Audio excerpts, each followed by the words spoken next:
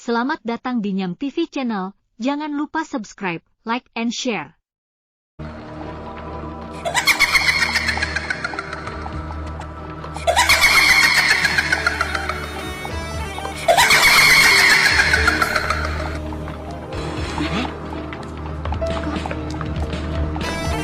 Berhenti!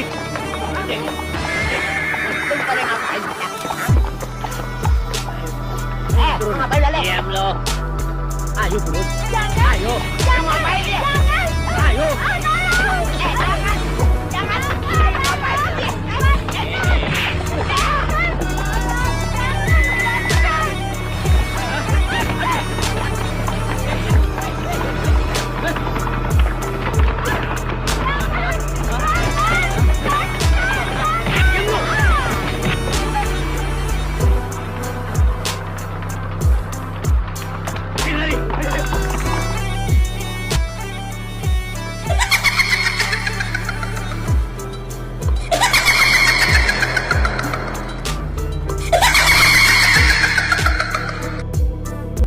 Kisah Jembatan Ancol menjadi salah satu cerita atau legenda urban bagi masyarakat, khususnya daerah ibu kota Jakarta. Bukan hanya menjadi buah bibir masyarakat, kisah yang menyertai keberadaan Jembatan Ancol ini bahkan diangkat menjadi film layar lebar. Kisah Jembatan Ancol menceritakan sosok si manis yang konon gemar muncul di Jembatan Ancol. Menurut Zainuddin HM dalam buku Kisah-Kisah Edan seputar Jakarta Tempo dulu 1966, dulu konon orang melihat sosok hantu berwujud perempuan cantik mejeng di jembatan ini. Rambutnya yang panjang terurai dengan indahnya.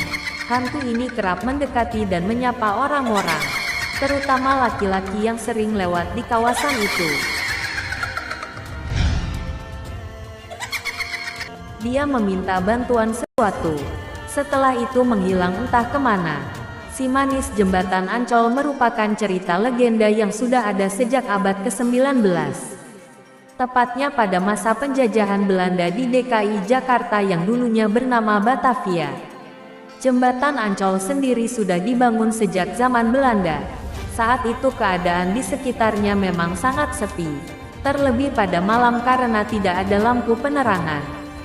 Banyak masyarakat yang mengaku bertemu dengan sosok hantu perempuan ini. Kepopuleran cerita si manis ini membuatnya terkenal sebagai si manis Jembatan Ancol. Namun kisah si manis Jembatan Ancol tidak pernah semanis penamaannya. Cerita rakyat ini seperti menutupi kisah kelam di balik peristiwa yang terjadi di sekitar Jembatan Ancol pada masa itu. Kisah hilangnya nyawa perempuan yang diceritakan kini berwujud hantu untuk membalas dendam. Menurut Syahbudin dalam bukunya Legenda Si Manis Jembatan Ancol 2012, si manis tersebut bernama Mariam. Ada versi lain yang menyebut nama aslinya ada Siti Arya. Ia merupakan seorang kembang desa yang meninggal karena menjadi korban perbuatan asusila. Lalu jasadnya dibuang di sekitar Jembatan Ancol. Kawasan Ancol sebelum dibangunnya proyek wisata Ancol juga dikenal sebagai sarang monyet yang hidup di semak. Sering kali monyet ini muncul di jalan raya. Pada zaman dahulu Ancol pernah terkenal sebagai tempat berkumpulnya para pria hidung belang dan wanita tunasusila. Nama Ancol terpatri sebagai untuk tempat maksiat sudah sejak zaman dahulu. Dalam buku Saudagar Baghdad dari Betawi, 2004 oleh Alwi Syahab, kisah yang populer saat itu menceritakan tentang seorang playboy kaya raya dan sejumlah warga kaya lainnya. Mereka sering bersenang-senang di kawasan Ancol ini. Mereka juga memiliki semacam rumah bordil yang dikenal dengan nama Suhian atau tempat berpesiar dengan para haram. Dikisahkan pada awal abad ke-19, sekitar tahun 1817 ada seorang gadis yatim bernama Siti Arya yang hidup bersama ibunya, Mak Emper. Keduanya hidup di suatu paviliun milik seorang juragan kaya di Batavia. Pada umur 16 tahun, sang juragan pemilik rumah mulai jatuh cinta dengan Arya.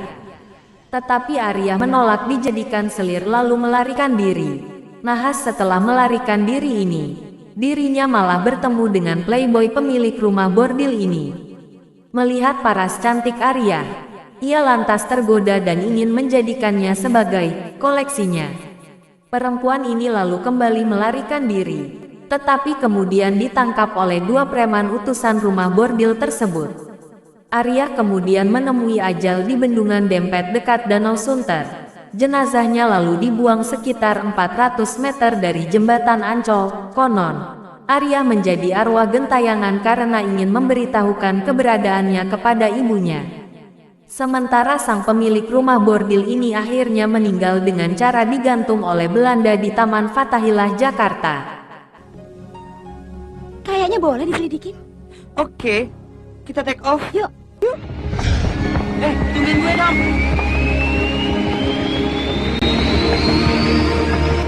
Kepopuleran kisah jembatan Ancol yang mengandung mistis ini mencapai puncaknya pada 1980-an.